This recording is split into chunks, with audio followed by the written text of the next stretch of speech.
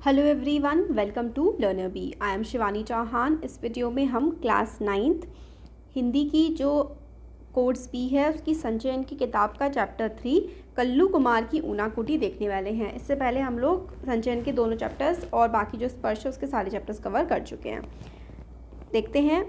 ध्वनि में यह अद्भुत गुण है कि एक क्षण में ही वह आपको किसी दूसरे समय संदर्भ में पहुंचा सकती है। तो ध्वनि यानी कि आवाज़ में एक ऐसा गुण है कि आप कहीं पर भी हो, अगर आपको शायद किसी पुराने दोस्त की आवाज़ सुनाई दे जाए तो आप पुराने समय में ही खो जाएंगे। तो ध्वनि में एक ऐसी ताकत होती है कि हमें वो कहीं से कहीं पहुंचा सकती है।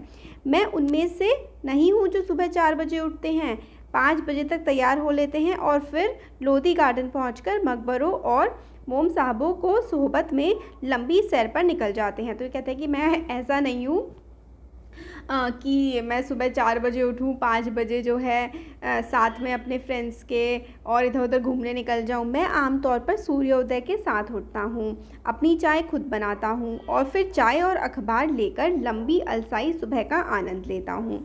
तो मैं सुबह मतलब थोड़ा सा जब सूरज उगता है तभी उठता हूँ, बहुत जल्दी 4 बजे तो नहीं उठता। फिर अपने लिए चाय बनाता हूँ और अखबार और चाय के साथ आराम से मतलब आनंद लेता हूँ अपनी चाय का।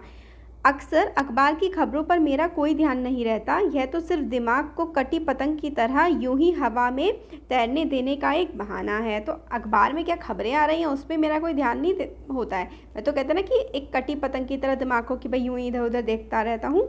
दरअसल इससे कटी पतंग योग भी कहा जा सकता है। इसे मैं अपने लिए काफ़ी ऊर्जादायी पाता हूँ और मेरा दृढ़ विश्वास है कि संभवतः इससे मुझे एक और दिन के लिए दुनिया का सामना करने में मदद मिलती है। मतलब सुबह सुबह न्यूज़पेपर पढ़ना, चाय पीना, मतलब एंजॉय करते हैं बेसिकली ये सुबह उठ के। एक ऐसी दुनिया का सामना करने में जिसका कोई सिर पैर समझ पाने में मैं अब खुद को असमर्थ पाता हूँ। तो ऐसी दुनिया जिसको मैं बिल्कुल नहीं समझ पा रहा हूँ, उस दुनिया में कटी हुई पतंग की तरह मैं उड़ने लगता हूँ सुबह जब मैं अखबार पढ़ता हूँ। अभी हाल में मेरी इस शांतिपूर्ण दिनचर्या में एक दिन खलल पड़ गया। इतनी बढ़िया दिनचर्या चल रही थी, इतना बड़ा मेरा डेली का शेड्यूल चल रहा था, इसमें पता नहीं क्यों किसी ने आकर के खलल डाल दिया। क्या हुआ? मैं जागा एक ऐसी कान फाड़ू आवाज़ से जो तोप दगने और बम फटने जैसी थी। एक कान फाड़ू मतलब इतनी तेज़ आवाज़ से मैं जागा एक दिन, ऐसा लगा जैसे कि बम फट गया हो। गोया जॉर्ज डब्ल्यू बुश और सद्दाम हुसैन की मेहरबानी से तीसरे विश्व युद्ध की शुरुआत हो चुकी हो। ऐसा लग रहा था कि सद्दाम हुसैन और ये जो बुश है इसकी वजह से शायद थर्ड वर्ल्ड वॉर ही स्टार्ट हो गया है। खुदा का शुक्र है ऐसी कोई बात नहीं थी। दरअसल यह तो महज स्वर्ग में चल रहा देवताओं का कोई खेल था, जिसकी झलक बिजलियों की चमक और बादलों की गरज के रूप में देखने को मिल रही थी। तो जब हम लोग छोटे थे, हमारे पेरेंट्स, शायद आपके पेरेंट्स ने बोला हो आपसे या किसी ने, दादा दादी ने, कि जब बिजली कड़कती है तो देवता लड़ाई कर रहे होते हैं, फिर खेल रहे होते हैं, है ना, इस तरीके की बातें। तो इन राइटर की जो नींद है वो भी इसी ऐसे ही खुलती है कि सुबह सुबह बहुत तेज़ बिजली वगैरह कड़क रही होती है तो इनकी नींद खुल जाती है। मैंने खिड़की के बाहर झांका। आकाश बादलों से भरा था, जो सेनापतियों द्वारा त्याग दिए गए सैनिकों की तरह आतंक में एक दूसरे से टकरा रहे थे। तो बादल जो है, आसमान बादलों से भरा था और बादल ऐसा हो रहा था कि एक दूसरे से टकरा रहे थे, जैसे कि लड़ाई कर रहे हों। विक्षिप्तों की तरह आकाश को भेद देने वाली तड़ित के अलावा जाड़े की अलसुबह का ठंडा भूरा आकाश भी था। तो मतलब ये सब तो था। तो देखिए ये विक्षिप्तो जो है इसका मतलब होता है पागल, और यहाँ पर ये जो है तड़ित का मतलब होता है बिजली। तो पागलों की तरह बिजली भी कड़क रही थी और ठंड तो भाई गजब की हो ही रही थी, जो प्रकृति के तांडव को एक पृष्ठभूमि मुहैया कर रही थी। प्रकृति का तांडव चल रहा था। पृष्ठभूमि मतलब जैसे कि तेज़ हवाएं चल रही हैं, बादल गरज रहे हैं, बिजली जो है वो भी कड़क रही है। इस तांडव मतलब ये भयंकर जो नाच था, इस तांडव के गर्जन तर्जन ने मुझे 3 साल पहले त्रिपुरा में ऊनाकोटी की शाम में पहुंचा दिया। तो ये त्रिपुरा में थे 3 साल पहले राइटर, और त्रिपुरा में एक जगह है ऊनाकोटी, वहाँ की शाम की इन्हें याद आ गई। दिसंबर 1999 में ऑन द रोड शीर्षक से 3 खंडों वाली एक टीवी श्रृंखला बनाने के सिलसिले में मैं त्रिपुरा की राजधानी अगरतला गया था। तो तो ऑन द रोड की एक टीवी श्रृंखला, यानी कि कोई टीवी एपिसोड रास्ते में होता है ना, ऑन द रोड ट्रिप वाले, ट्रैवल वाले शोज़ होते हैं, वो बनाने राइटर गए थे त्रिपुरा। इसके पीछे बुनियादी विचार त्रिपुरा की समूची लंबाई में आर पार जाने वाले राष्ट्रीय मार्ग 44 से यात्रा करने और त्रिपुरा के विकास संबंधी गतिविधियों के बारे में जानकारी देने का था। तो ये जो शो था, ये जो नेशनल हाईवे 44 है, जो कि त्रिपुरा से जाता है, त्रिपुरा में कैसा डेवलपमेंट चल रहा है, क्या चल रहा है, इसके बारे में ये शो नॉलेज देता था। त्रिपुरा भारत के सबसे छोटे राज्यों में से है, मतलब छोटा सा है काफ़ी त्रिपुरा, और बांग्लादेश से घिरा हुआ है। 34 यानी कि 34% से ज़्यादा की इसकी जनसंख्या वृद्धि दर भी खासी ऊंची है। 3 तरफ से यह बांग्लादेश से घिरा हुआ है और शेष भारत के साथ इसका दुर्गम जुड़ाव उत्तर पूर्वी सीमा से सटे मिजोरम और असम के द्वारा बनता है। मतलब 3 तरफ से तो ये बांग्लादेश से घिरा हुआ है त्रिपुरा, और बाकी 2 तरफ से किस से, असम से और मिजोरम से घिरा हुआ है। उत्तर पूर्वी सीमा यानी कि नॉर्थ ईस्टर्न जो राज्य हैं हमारे, सोनामुरा, बोलोनिया, सबरूम और कैलाश शहर जैसे त्रिपुरा के ज़्यादातर महत्वपूर्ण शहर बांग्लादेश के साथ इसकी सीमा के करीब हैं। तो ज़्यादातर जो इम्पोर्टेंट सिटीज़ हैं इसकी, वो बांग्लादेश की जो बाउंड्री है उसके पास पड़ती हैं। यहाँ तक कि अगरतला भी सीमा चौकी से महज 2 किलोमीटर की दूरी पर है। तो अगरतला भी बिल्कुल बाउंड्री पर ही है इंडिया बांग्लादेश की। बांग्लादेश से लोगों की अवैध आवक यहाँ ज़बरदस्त है, मतलब गैर कानूनी तौर पर बांग्लादेश से लोग त्रिपुरा आ जाते हैं, और इसे यहाँ सामाजिक स्वीकृति भी हासिल है। यहाँ की असाधारण जनसंख्या वृद्धि का मुख्य कारण यही है। तो मतलब वहाँ की जो जनसंख्या वृद्धि हो रही है त्रिपुरा की, वो इसी वजह से हो रही है कि बांग्लादेश से लोग वहाँ पर आ जाते हैं। असम और पश्चिम बंगाल से भी लोगों का प्रवास यहाँ होता है, असम से और वेस्ट बंगाल से भी त्रिपुरा में लोग आते हैं। कुल मिलाकर बाहरी लोगों की भारी आवक से जनसंख्या संतुलन की स्थानीय आदिवासियों के खिलाफ लाखड़ा किया है। यानी कि बाहर से, जैसे कि वेस्ट बंगाल से या फिर बेसिकली बांग्लादेश से जो काफ़ी लोग आ रहे हैं, उसकी वजह से जो वहाँ के बेसिक नेटिव, वहाँ रहने वाले लोग थे त्रिपुरा के, वो अब कम हो गए हैं। यह त्रिपुरा में आदिवासी असंतोष का मुख्य कारण बन चुका है। आदिवासी असंतोष का मतलब है जो वहाँ की जनजातियाँ हैं, यानी कि वहाँ के जो ट्राइब्स हैं, अब वो इस बात से बिल्कुल भी खुश नहीं है कि बाहर के लोग आकर के त्रिपुरा में बस रहे हैं। पहले 3 दिनों में मैंने अगरतला और उसके इर्द गिर्द शूटिंग की, जो कभी मंदिरों महलों के शहर के रूप में जाना जाता था। उज्जयंत महल अगरतला का मुख्य महल है। क्या है अगरतला का मुख्य महल? उज्जयंत महल, जिसमें अब वहाँ की राज्य विधानसभा बैठती है। तो विधानसभा है अब वहाँ की, जो होती है ना, जहाँ पे ये नेता बैठते हैं, विधानसभा।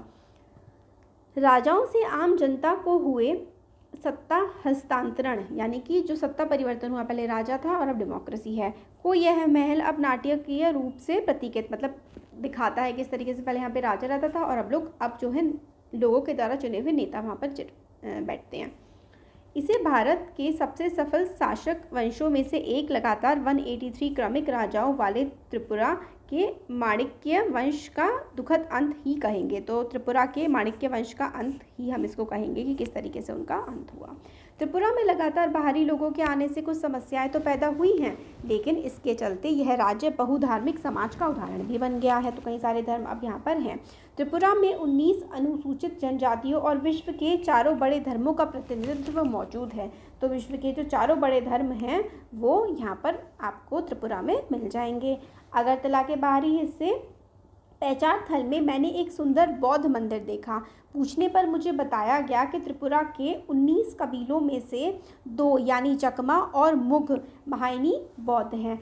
तो ये आपको याद रखना है कि चकमा और मुघ जो हैं वो बौद्ध धर्म को मानते हैं त्रिपुरा में। ये कबीले त्रिपुरा में बर्मा या म्यांमार से चटगांव के रास्ते आए थे। तो चटगांव का जो रास्ता है म्यांमार की तरफ से, वहाँ से आए थे। दरअसल इस मंदिर की मुख्य बुद्ध प्रतिमा भी 1930 के दशक में रंगून से ही लाई गई थी। अगरतला में शूटिंग के बाद हमने राष्ट्रीय मार्ग यानी कि नेशनल हाईवे 44 पकड़ा और टीलियामुरा कस्बे में पहुँचे, जो दरअसल कुछ ज़्यादा बड़ा हो गया गाँव ही है। यहाँ मेरे मुलाकात हेमंत कुमार जमातिया से हुई, जो यहाँ के एक प्रसिद्ध लोक गायक हैं। तो ये अब नेशनल हाईवे 44 की तरफ चले और इनकी मुलाकात हुई हेमंत जमातिया से, जो कि एक लोक गायक हैं, मतलब फोक सिंगर हैं, जो 1996 में संगीत नाटक अकेडमी द्वारा पुरस्कृत भी हो चुके हैं। हेमंत को बारोक बोली में गाते हैं। जो त्रिपुरा की कबीलाई बोलियों में से है। जवानी के दिनों में वे पीपल्स लिबरेशन ऑर्गेनाइजेशन के कार्यकर्ता थे, लेकिन अब उनसे मेरी मुलाकात हुई तब वे हथियारबंद संघर्ष का रास्ता छोड़ चुके थे और चुनाव लड़ने के बाद जिला परिषद के सदस्य बन गए थे। तो पहले तो वो मतलब हथियारबंद थोड़ा विद्रोही टाइप के थे, बट अब वो जिला परिषद के सदस्य थे। जिला परिषद ने हमारी शूटिंग यूनिट के लिए एक भोज का आयोजन किया। यह एक सीधा साधा खाना था जिसे सम्मान और लगाव के साथ परोसा गया था। भारत की मुख्य धारा में आई मुंह जोर और दिखावेबाज संस्कृति ने अभी त्रिपुरा के जनजीवन को नष्ट नहीं किया है। तो अब इंडिया में बाहर वेस्टर्नाइजेशन बहुत ज़्यादा हो गया। खैर ये चैप्टर भी काफ़ी पुराना है, काफ़ी पहले लिखा हुआ है। तो कहते हैं अभी तक तो खैर त्रिपुरा में 2003-4 तक तो त्रिपुरा में ये सब नहीं हुआ है कि दिखावटीपन आ जाए। भोज के बाद मैंने हेमंत कुमार जमातिया से एक गीत सुनाने का अनुरोध किया और उन्होंने अपनी धरती पर बहती शक्तिशाली नदियों, ताजगी भरी हवाओं और शांति का एक गीत गाया। त्रिपुरा में संगीत की जड़ें काफ़ी गहरी प्रतीत होती हैं। गौरतलब है कि बॉलीवुड के सबसे मौलिक संगीतकारों में से एक एस.डी. बर्मन त्रिपुरा से ही आए थे। तो एस.डी. बर्मन त्रिपुरा के थे। दरअसल वे त्रिपुरा के राज परिवार के उत्तराधिकारियों में से थे, मतलब वो रॉयल फैमिली के थे। एस.डी. बर्मन तिलियामुरा शहर के वार्ड नंबर 3 में मेरी मुलाकात एक और गायक मंजू ऋषिदास से हुई। ऋषिदास मोचियो के एक समुदाय का नाम है, लेकिन जूते बनाने के अलावा इस समुदाय के कुछ लोगों की विशेषज्ञता थाप वाले वाद्यों जैसे तबला और ढोल के निर्माण और उनकी मरम्मत का काम भी है। तो मतलब इनकी जो जनजाति के लोग हैं वो जूते भी बनाते हैं और उनका काम वाद्य यंत्र बजाना और उन्हें ठीक करना भी है, म्यूजिकल इंस्ट्रूमेंट।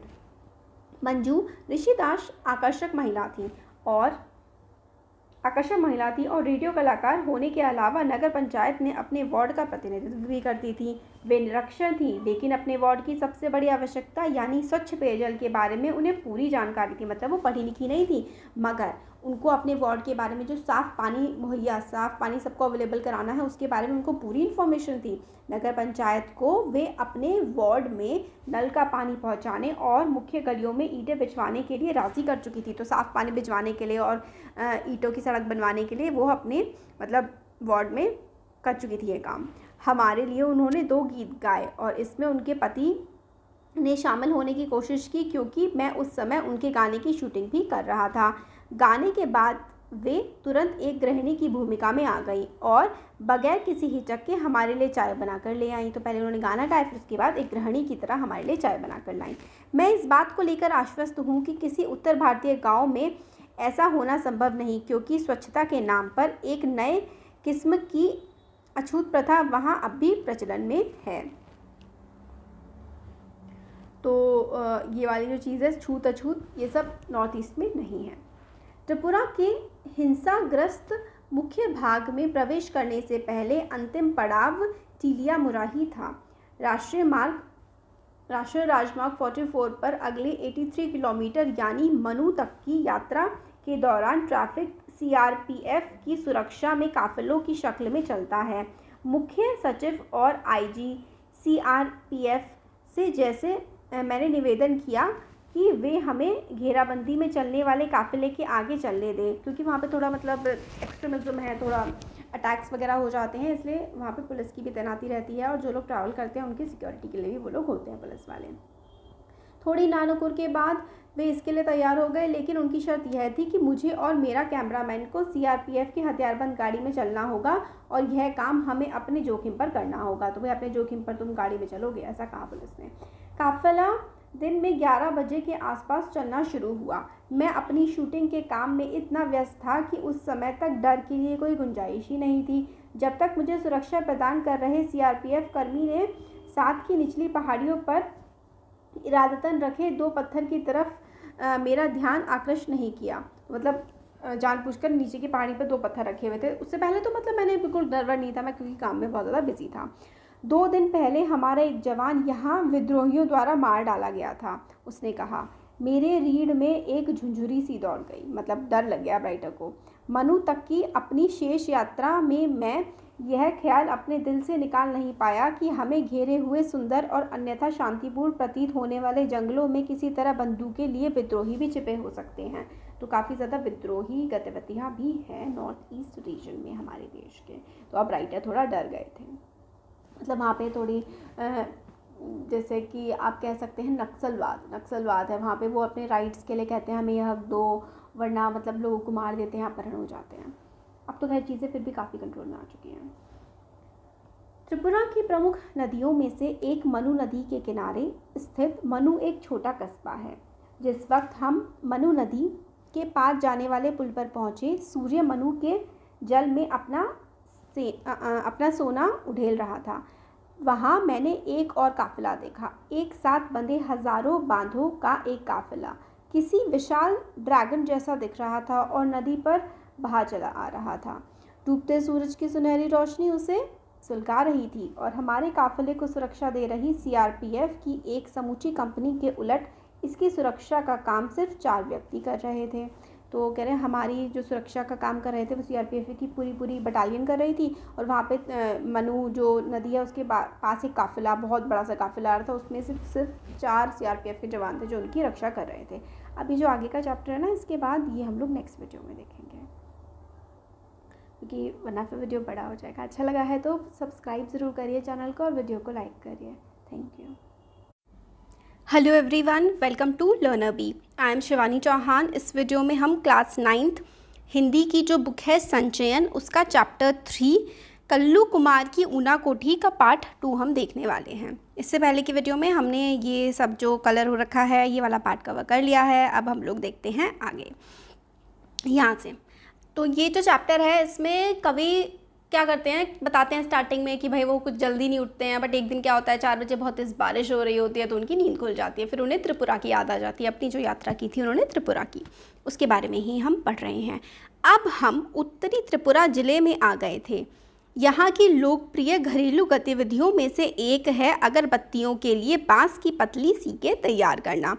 तो डेली के डेली घर में होने वाले कामों में से एक काम ये है कि ये लोग क्या करते हैं, अगरबत्तियां बनाने के लिए बांस की पतली पतली तीलियां सीके सी तैयार करते हैं। अगरबत्तियां बनाने के लिए इन्हें कर्नाटक और गुजरात भेजा जाता है। उत्तरी त्रिपुरा जिले का मुख्यालय कैलाश शहर है, जो बांग्लादेश की सीमा से काफ़ी करीब है।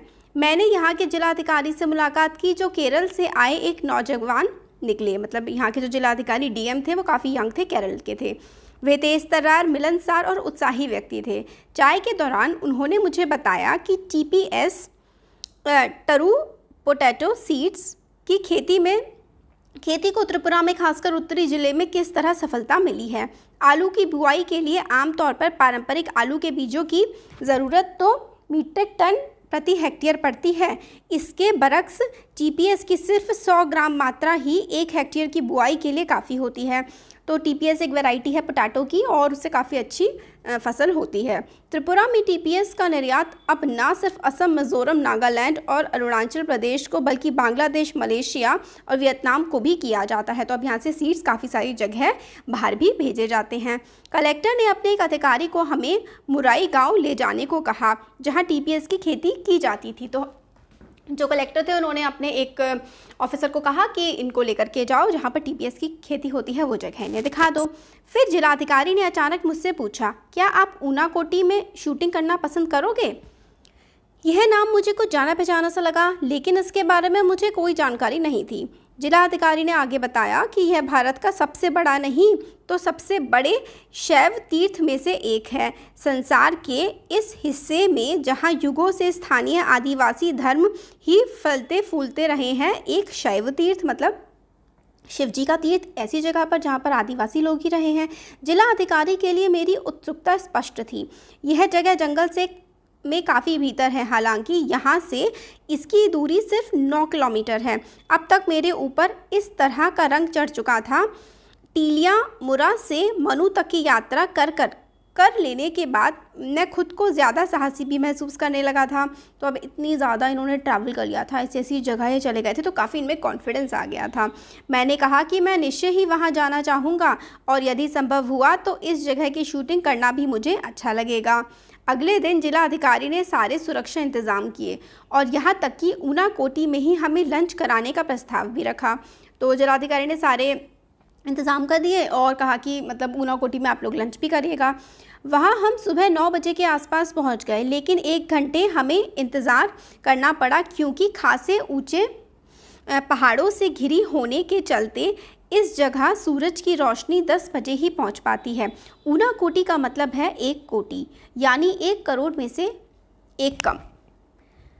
तो ऊना कोटी का मतलब है कि 1 कोटि यानी 1 करोड़ से 1 कम। दंत कथा के अनुसार, यानी कि जो पॉपुलर वो होती है ना कथाएं, उसके अनुसार ऊना कोटी में शिव की 1 कोटि से 1 कम मूर्तियां हैं। मतलब पूरी 1 कोटि यानी कि 1 करोड़ से 1 कम, 1 करोड़ से जस्ट 1 कम मूर्तियां हैं शिव की वहाँ। विद्वानों का मानना है कि यह जगह 10 वर्ग किलोमीटर से कुछ ज़्यादा इलाके में फैली है और पाल शासन के दौरान 9वीं से 12वीं सदी तक के 300 वर्षों में यहाँ चहल पहल रहा करती थी। तो 300 वर्षों तक यहाँ पे काफ़ी चहल पहल रहती थी पाल शासन के दौरान।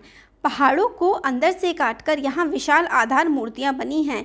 एक विशाल चट्टान ऋषि भागीरथ की प्रार्थना पर स्वर्ग से पृथ्वी पर गंगा के अवतरण के मथिक को चित्रित करती है। तो एक पहाड़ी पर तो किस तरीके से भगीरथ जो थे उन्होंने तपस्या करी थी और गंगा को स्वर्ग से धरती पर लेकर के आए थे, उसकी कहानी है। गंगा अवतरण के धक्के से कहीं पृथ्वी धंसकर पाताल लोक में ना चली जाए, लिहाजा शिव को इसके लिए तैयार किया गया कि वे गंगा को अपनी जटाओं में उलझा लें और इसके बाद इसे धीरे धीरे पृथ्वी पर बहने दें। तो ये कहानी तो शायद आपने सुनी होगी कि गंगा अगर धरती पर आती तो धरती तो ख़त्म हो जाती, तो शिव जी ने अपनी जटाओं में उसको लिया और फिर धरती पर आने दिया। ये कहानी आपने सुनी होगी, नहीं सुनी तो अब पता लग गई।